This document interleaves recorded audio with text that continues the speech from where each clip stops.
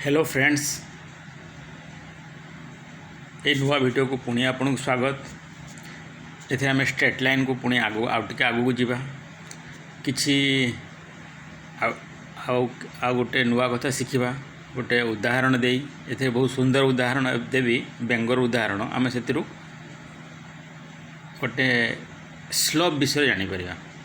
Slope माने जानी आपण हिंदी रे ताको ढाल कहती, आम ओडिया साधारणतः गड़ाणी बा उठाणी एमती कहूँ।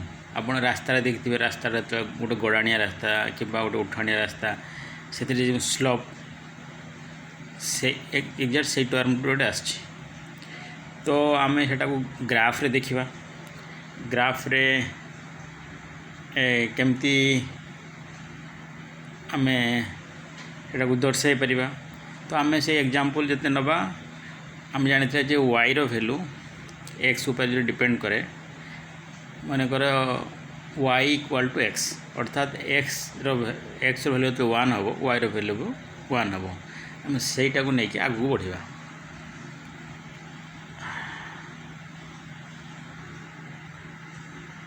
Y equal to x, okay. Y रो वैल्यू डिपेंड करे एक्स उपर। इक्वेशन रे केते बळे ना एक्स रो वैल्यू जहाँ नवा वाई रो वैल्यू से हम।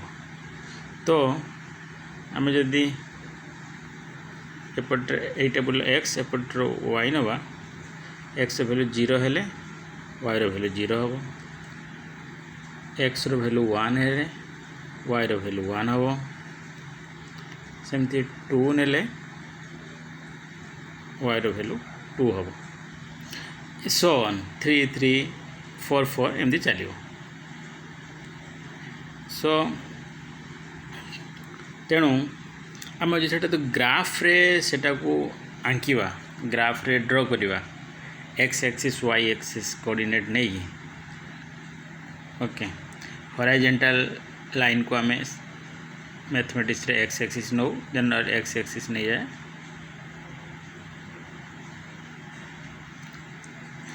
और वर्टिकल लाइन को वाई एक्सिस नौ, ठीक अच्छे। तेणु आम जो पॉइंट सब पाइले, ओरिजिन को आम 0 0 नेले, 0 0 पॉइंट 1 रफ 1 2 3 4 ये सेमती 1 2 3 4, ओके।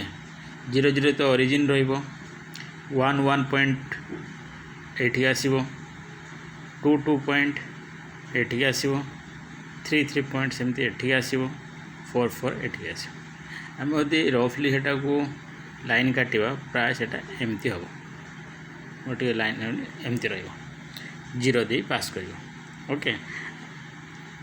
सेमती लाइन को आगू बढ़ेले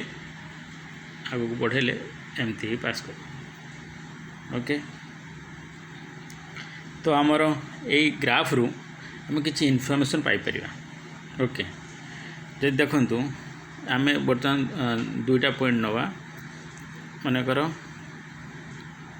यही पॉइंटटा x2 y2 पॉइंट, अर्थात 2 2 पॉइंट जेटा हम पाइथिले, ओके। ओके, एटा x1 y1, ओके। तांको भीतर देखिए जदि x जिते ओनली 1 यूनिट बढ़ुची, y केते बढ़ुची, ओके, से टाइम खोजिकी पाइबा।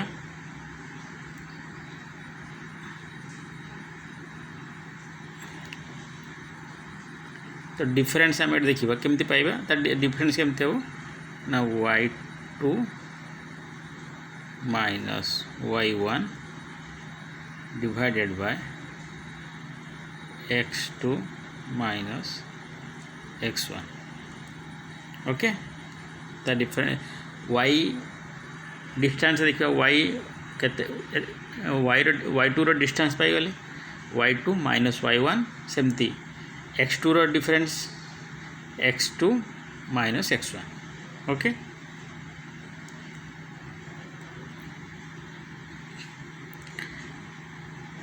आमे जदि सेटा को गोटे आ गोटे उदाहरण मु देकी चेष्टा करी बेंगर उदाहरण देवी। आमे समस्त जानिथिबु वर्षा दिने बेंग देखा मिले।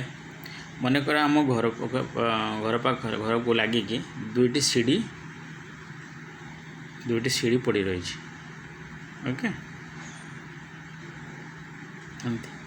गोटे वर्टिकली अच्छी आ गोटे सीढ़ी हॉरिजॉन्टली एमती पड़ रही। से दुईटा सीढ़ी जॉइंट होती से दुईटी बेंग से दुईटी बेंग बस। ओके से दुई जन बेंग कथबार्ता हेले जे वर्टिकली जो सीटा छिड़ा है से पटे जो बेंग जीव सेटा को वाई बेंग कहवा। हॉरिजॉन्टली जो सीढ़ीटा पड़ रही से ताऊपर जो बेंग जीव सेटा को एक्स बेंग कहवा। ओके दुई जन बेंग कथबार्ता हेले जे आम डिया मारी मारी जीवा आम मारला बेल को गोटे फुट ही डिया मारिया। प्रत्येक थर आम गोटे गोटे फुट समान भाव में डिया मारिया। तो वाई बेंग भी गोटे फुट सेमती भी डिया मारी मारी जीव। ओके से जदि सेमती दिज एट टाइम आरंभ कले एक्स बेंग सेमती सीढ़ीर प्रथम x1 गोटे फीट डिया मार तापर 2 फीट तापर 3 फीट एमती 4 फीट एमती डिया मार चल चल चलो। सेमती वाई बेंग भी 1 फीट 2 फीट 3 फीट 4 फीट डिया मारी चलो। जदि आम भर रिलेसन ए देखा जे जिते एक्स बेंग गोटे फुट डिया मारुची वाई बेंग भी गोटे फुट डिया मारुची। से जापर केमती मनकर सेकेंड जंप दी जन सेकेंड जंप रु फास्ट जंप को डिफरेंस नवा। तो सेकेंड जंप को आम जोटा को एक्सिस कोऑर्डिनेट आकार करवा बाहर कले एक्सिस एमती हम ग्राफ एमती हम y2 एमती आसिक जॉइंट होची एटा एमती होची। यही डिफरेंसटा सेकेंड मनकर सेकेंड जंप रु फास्ट जंप डिफरेंस केमती पाइबा ना जदि एटा को जदि आम सेमती x2 y2 डिफरेंस भी नहीं फास्ट जंपटा x1 y1 नेवा। तो डिफरेंस पाइबा आम y2 minus y1 divide by x1 x2 minus x1। Okay एमती आम जिते थर भर डिफरेंसटा नहीं चलवा आमको गोटे फैक्टर मिलूँ गोटे रिजल्ट मिलूँ सेटा हूँ 1। ओके आज एतिकी पुणी नेक्स्ट वीडियो रे आम आउटे आगू जावा भर रिलेशन बाहर करिया।